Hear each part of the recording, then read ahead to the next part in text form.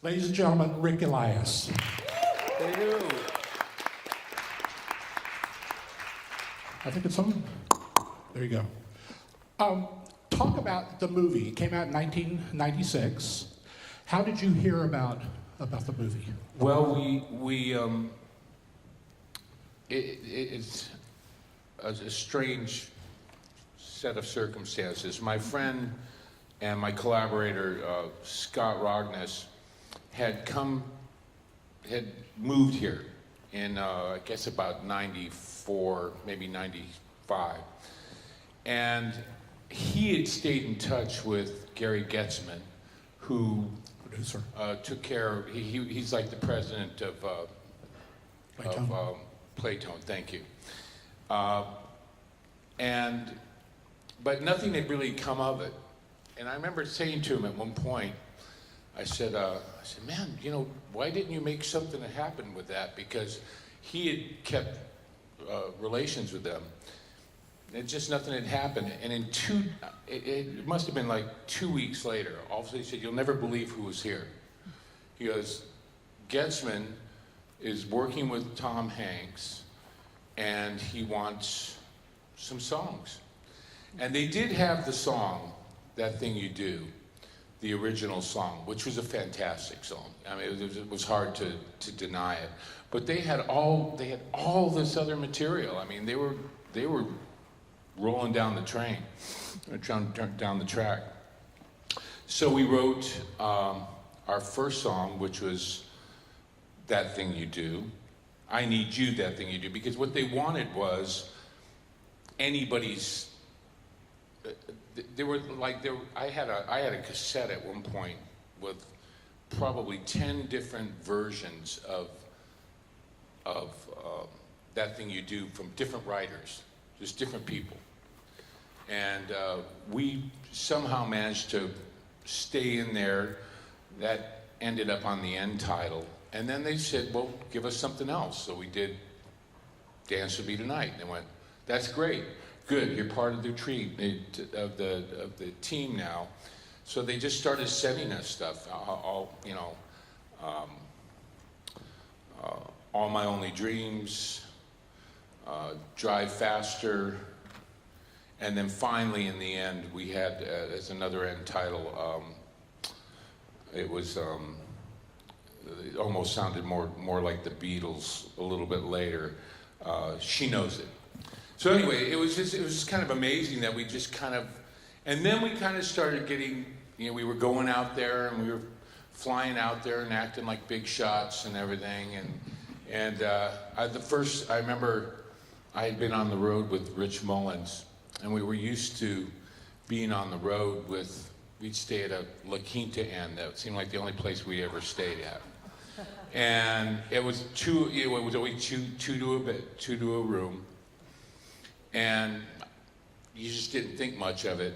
All of a sudden, they go, well, you're coming out here, and everybody was really cool about it. So I fly out there, and this limo driver gets in. I sit up front with the limo driver. I didn't even know what to do. I'm like sitting there, he goes, do you want to sit up front, or you want to get in the back? And I said, oh, okay, I guess I could do that. So I'm sitting in the back, and the windows are going up, and then the seats are going back. It's like, you know, I couldn't believe it. So they took us to this hotel, and really nice hotel in Beverly Hills. And I go in there, and he goes, hello, Mr. Elias, here's your key, and yada yada, blah blah blah.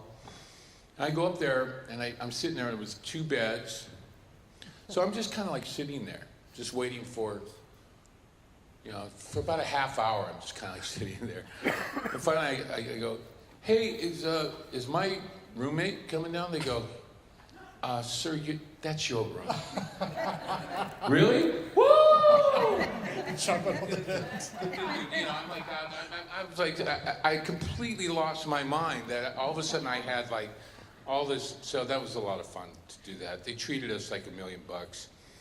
And then we just kept working, and then they kind of moved us into as we'll talk about some of this, I'm sure, some of my wonderful acting techniques that have really kind of changed the industry. That most people. You can open an acting school. Yeah. Talk about writing the songs, because this is really, if you talk about the era, it's just at the Beatles point, just almost pre-Beatles. We had to. Okay, so this is pre-internet, and my engineer Dave Jansen, myself, Scott, Linda, who had also co-written with us, and Dave's wife,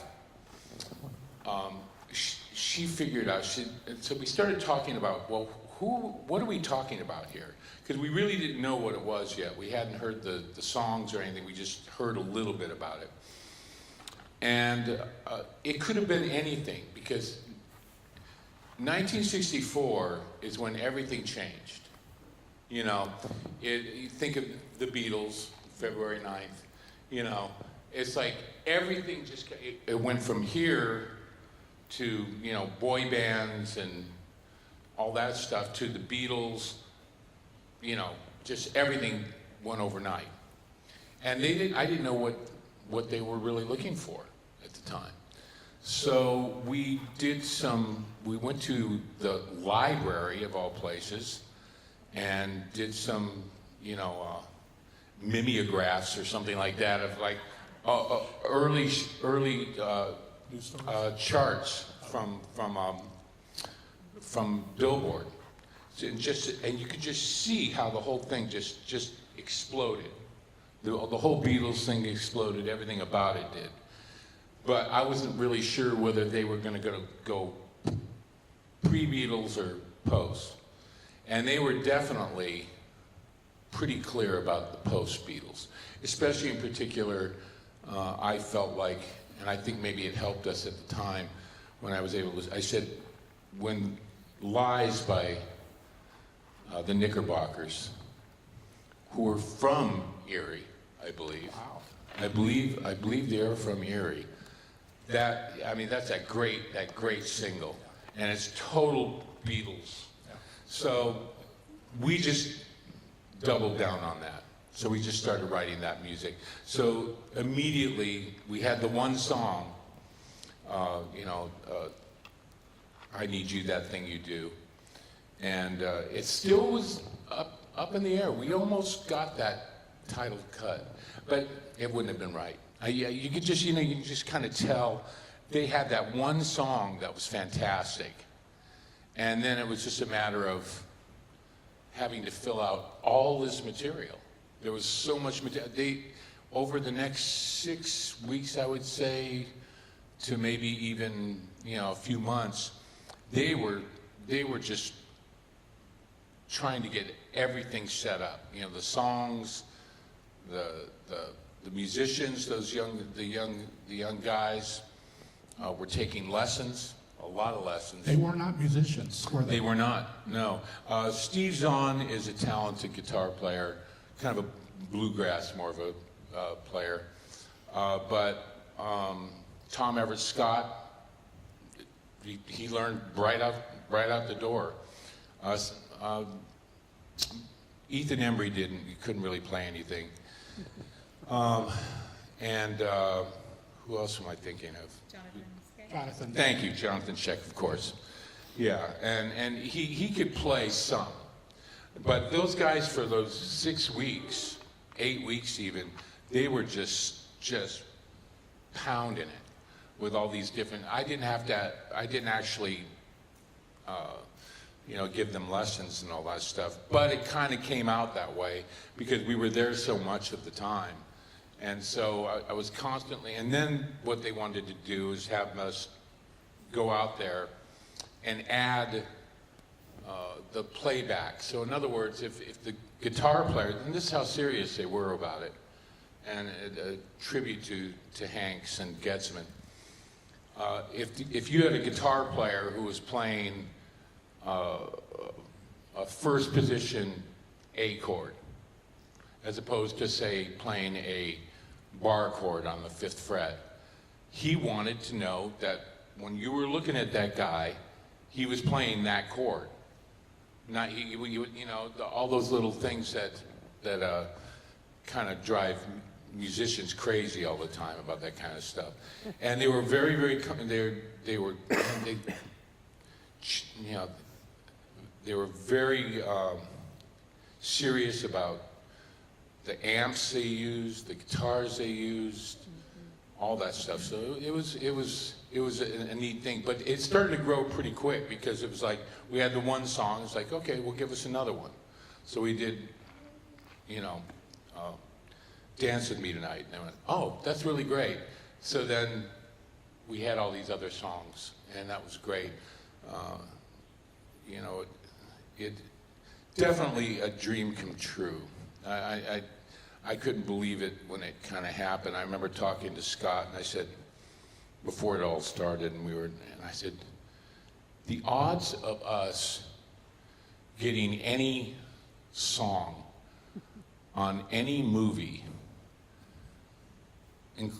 with Tom Hanks are probably 0 to none for any reason at all. Just out of spite, they would get rid of us, you know. And but they were wonderful to us, and they kept it open. And then they had some of that other material that they had 2 other writing teams. I think it was Mike Piccirillo was doing some of that, you know, the Diane Dane and all that stuff. And then Tom wrote some stuff. He did. Like the opening song. Apparently, Loving You Lots and Lots. I'm not really sure how that totally went around, but my understanding was that he would like get on the phone on his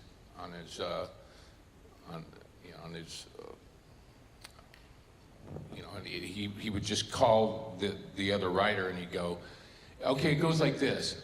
Dun, dun, dun, dun, dun, dun, dun, dun, dun, dun, you know, and that's it. And the other guy would write all the songs. Credit. Yeah, he would get all the credit.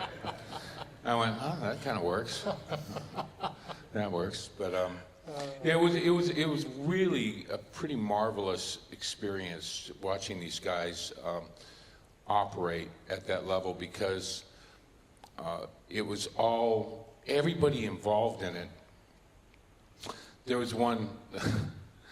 Well, the level of talent, like from film editing to Tak Fujimoto, who was the film, you know, he was doing the cinematography and all that. At one point, we were watching, we would go in there and they would play some of the playback to us. And at one point I was talking to this guy, and his name was Richard Chu. And we get done, and I said, oh, my name's Ray. He told me who. He goes, oh wow. He goes, you must have. So you worked on the movie? I said, yeah, I did. I said, you know, I did a couple songs and all that stuff, and he was really, really super, super nice guy. And I said, yeah. I said, it was kind of amazing, you know. It's like, I said, how about you? I said, is anything I would have known that you'd done? And he goes, yeah, Star Wars, Indiana Jones. You know, it's like, the guy's like one of the biggest film editors in history. And I'm just like going,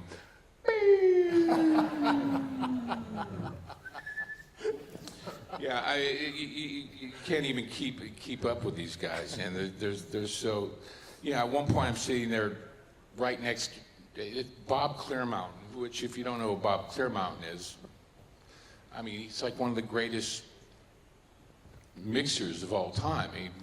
You know, under Springsteen and everybody, you know. So it was a lot of fun. It was a lot of fun. It was a lot, you know. All right, we're going to get into some stories of actually your film experience. Your massive acting experience. Get ready. The resume item that was that thing you did. Yes. And great stories coming up with Rick Elias, who's our guest tonight.